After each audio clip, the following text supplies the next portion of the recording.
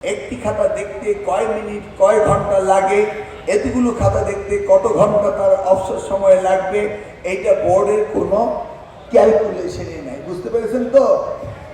কিন্তু এই বোর্ড ফি নেয় 12 মাসে আর 8 মাসের বেশি বোনাস নেয়। 20 মাসের বেতন নেওয়ার জন্য এই বোর্ডে শিক্ষকরা আসার জন্য আমার এখানে লম্বা লাইন হয়।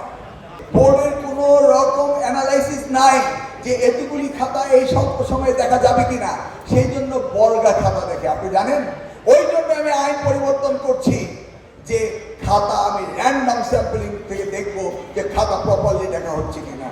আর শিক্ষার্থীরা মনে করছে যে তারা পাস করলো কেন, সেইটা আমি দেখব। বুঝলেন তো? আমি বলি কি আর জনগণ বুঝে কি, ন্যারেটিভটা কি হয়। কেউ কিন্তু ন্যারেটিভ নিয়ে কথা বলছে না। বোর্ডের কিন্তু দায়িত্ব ছিল না। তাহলে প্রশ্নটা খুব সিম্পল, আপনি এক্সামিনার বাড়িয়ে দেন। আপনি কি এক্সামিনার হতে ইন্টারেস্টেড নাই তো? নাকি এই কয়জনই শুধু, নাকি আছেন আপনার ইন্টারেস্টেড এক্সামিনার হতে? নতুন আছে থাকলে এক্সামিনার বাড়ানো যায় না? কি বল, এক্সামিনার বাড়ানো যায় না?